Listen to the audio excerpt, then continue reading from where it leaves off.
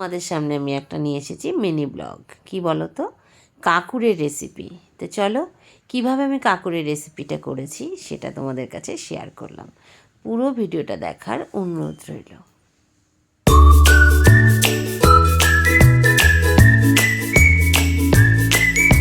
কর্তামশাই বাজার থেকে নিয়ে এসেছিলো অনেকগুলো কাঁকুর। বেশ দেখতে সবুজ সবুজ, কাঁচা কাঁচা, লম্বা লম্বা। আমি তো জানি কাঁকুর পাকলে খায়, কাঁচাও আবার খায় নাকি। প্রথমে তো খুব অবাক হয়ে গেলাম। তারপর ও বলল না না, খায় গো। তারপরে তা ভাবলাম দেখি এটাকে কি করা যায়। ঘরে ছিল চিংড়ি মাছ, তাই ভাবলাম দেখি এটা চিংড়ি মাছ দিয়ে রেসিপিটা তৈরি করি। কাঁকুরগুলো ছুলে ভালো করে কেটে নিলাম। দেখো ছোটো ছোটো করে কাঁকুর টুকরো করে নিয়েছি। দিয়েছিলাম আমি একটা আলু, কারণ কাঁকুর তো কোনো দিন খাইনি, তা শুধু খাবো, তাই একটু আলুও দিয়ে নিলাম। আলু দিয়ে কাঁকুর দিয়ে রান্না করে দেখি কেমন লাগে। দারুণ মজাদার একটা রেসিপি হয়েছিল, মানে কি বলবো, দারুণ হয়েছিল। সবাই খেয়েছে, সবাই বলেছে বাড়ির ভীষণ ভালো হয়েছে। তো কড়াইতে বসিয়ে দিলাম তেল। আর ঘরে তো ছিল চিংড়ি মাছ, তোমাদের তো বললামই। ভাবলাম চিংড়ি মাছ দিয়েই করে ফেলি। চিংড়ি মাছ যাতে পড়ে তাতেই তো তার টেস্ট পাল্টে যায়, তাই না? চিংড়ি মাছের গন্ধেই তরকারির স্বাদ অন্যরকম হয়ে যায়। দিয়ে দিলাম চিংড়ি মাছ। চিংড়ি মাছটাকে নাড়াচাড়া করে এপিট ওপিট করে একটু ভেজে নিলাম। চিংড়ি মাছটা আবার বেশি ভাজতে নেই, যে বেশি ভাজলে তো চিংড়ি মাছ আবার শক্ত হয়ে যায়। তার জন্য এপিট ওপিট নাড়াচাড়া করে চিংড়ি মাছটাকে তুলে নিলাম। আর চিংড়ি মাছ যাতেই পুড়বে তার স্বাদ, মানে টেস্টই পাল্টে যাবে, অসাধারণ তার স্বাদ হয়ে যাবে। চিংড়ি মাছের গন্ধ এত ভালো লাগে, আজ যে ভাজছি না, এত সুন্দর গন্ধ বেরোচ্ছে তোমাদের কি বলবো। বেশ চিংড়ি মাছগুলো এপিট ওপিট করে নাড়িয়ে বা চিংড়ি মাছগুলোকে তুলে নেব। আমি যদিও এই প্রথমেই খেয়েছি কাঁকুরের রেসিপি, মানে যেভাবে পাকা শশা রান্না করে সেইভাবেই করেছি, সেই পদ্ধতি অবলম্বন করেই করলাম। দেখলাম বেশ ভালো খেতে হয়েছে। কর্তামশাইকে বললাম এরপরে আবার পেলে নিয়ে আসবে। আমার তো ভীষণ ভালো লেগেছে, তার তো বেজায় ভালো, সে বেজায় খুশি। বলছে আমি কালকে কাঁকুরের তরকারি দিয়েই ভাত খাবো। পরের দিনও বানিয়েছিলাম, দারুণ টেস্ট হয়েছিল। তারপরে কড়াইতে দিয়ে দিলাম তেল। তেলের মধ্যে দিয়ে দিয়েছিলাম একটু 5 ফোড়ন আর দুটো শুকনো লঙ্কা চিড়ে, মানে মাঝখান থেকে টুকরো করে দিয়েছিলাম। বেশ মশলাটা একটু ভাজা ভাজা হতেই দিয়ে দেবো আলুটা। আমরা বাঙালিরা কোনো কিছুতে আলু না দিয়ে খেতে পারি না, তাই একটু আলু দিয়েও দিলাম, বললাম তো তোমাদেরকে প্রথমেই। আর আলুটা দিলে সব তরকারি যেন স্বাদ পাল্টে যায়। আলুটা লাল লাল করে এপিট ওপিট নেড়ে ভেজে নিলাম।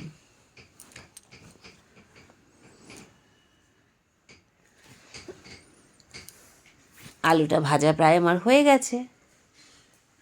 এবার দিয়ে দিলাম কাঁকুরটা।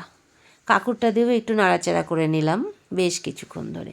আমি কোনো বেশি মশলা দিইনি, জানো তো, শুধু দিয়েছিলাম নুন, হলুদ আর সামান্য একটু মশলা। চলো রান্নাটা দেখলেই বুঝতে পারবে আমি কী কী মশলা দিয়েছি।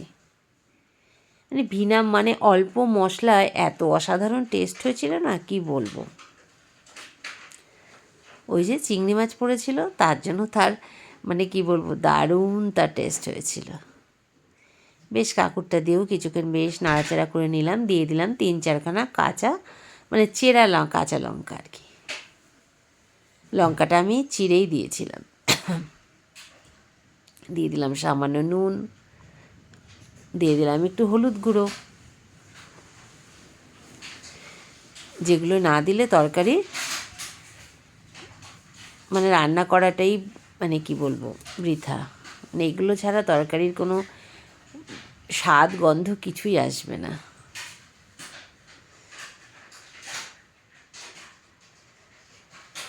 তারপরে বেশ কিছুক্ষণ নাড়াচাড়া করে নিলাম।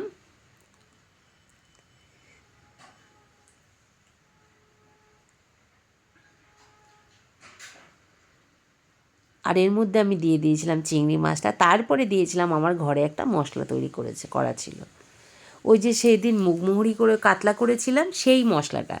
একটু মুগ ডাল আর ছিল একটু ধনে আর একটু জিরে গুঁড়ো, মানে ড্রাই রোস্ট করে গুঁড়ো করা ছিল, সেই মশলাটা 2 চামচ দিয়ে দিলাম। এতেই এর স্বাদ একদম যেন দ্বিগুণ হয়ে গেল। তোমরা এতে শুধু জিরের গুঁড়ো দিয়েও করতে পারো, বা ভাজা জিরের গুঁড়ো, ধনে গুঁড়ো ভেজে, ধনের জিরেটাকে ভেজে গুঁড়ো করেও দিয়ে করতে পারো। তা আমার ঘরেই যখন ভাজা মশলাটা ছিল আমি এটাই দিয়ে দিয়েছিলাম। এবার মুগ ডাল দেওয়াতে না তরকারিটা এত সুন্দর স্বাদ হয়েছিল কি বলবো, আর বেশ মাখো মাখো হয়েছিল। একটু জল দিয়ে কিছুক্ষণ আর একটু নাড়াচাড়া করে কষিয়ে নেব। ওই যে বলেছি, গ্যাসটা লো টু মিডিয়ামে রেখে বেশ নাড়াচাড়া করে নিলে বেশ সময় ধরে তরকারি যদি কষিয়ে নেওয়া যায় তরকারির স্বাদ তাতে দ্বিগুণ হয়ে যায়। দেখো আমার পুরো তরকারিটা কষানো হয়ে গেছে। এবার জল দিয়ে এটাকে মিনিট 5 জন্য ঢাকতে দেবো, কারণ আলুটা আমার ভাজতে ভাজতেই সেদ্ধ হয়ে গেছে আর কাঁকুরটাও প্রায় সেদ্ধ হয়ে এসেছে, কিন্তু এটা জল না দিলে হয় না, কারণ জল দিলে এর মধ্যে নুন মশলাটা বেশ ভালোভাবে ঢুকে যাবে। এরপরে এর মধ্যে দিয়ে দিলাম সামান্য একটু জল দিয়ে ঢেকে দেবো।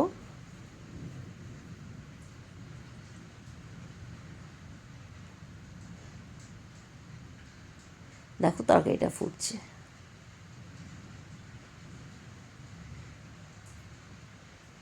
আর একটু জলটা টানিয়ে নেবো আর কি, এতটা ঝোল ঝোল ভালো লাগবে না খেতে। সবজির তরকারি এতে একটু মিষ্টি দিতেও হয়, তোমরা যদি পারো একটু মিষ্টি দিও।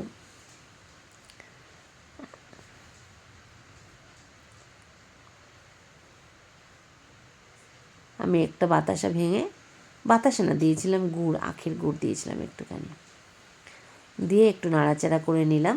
নিয়ে বেশ তরকারিটা আমার বেশ মাখো মাখো হয়ে গেছে, এবার নামিয়ে নিয়েছিলাম। এইভাবে তোমরা এই রেসিপিটা করে দেখো, গরম গরম ভাতে না দারুণ জমে যাবে। আমি কথা দিচ্ছি বাড়ির সবাই খুব ভালো খাবে। দেখো কি সুন্দর তরকারিটা হয়েছে না, রঙটাও কি দারুণ এসেছে না। আর ওই দেখো চিংড়ি মাছগুলো দেখছো, দেখা যাচ্ছে। আর বেশ সুন্দর হয়েছে, খুব সুন্দর খেতে হয়েছিল, একদম ঠিক শশা যেভাবে রান্না করে সেইভাবেই করেছিলাম, কিন্তু মশলাটা দিয়েছিলাম অন্য কিছু।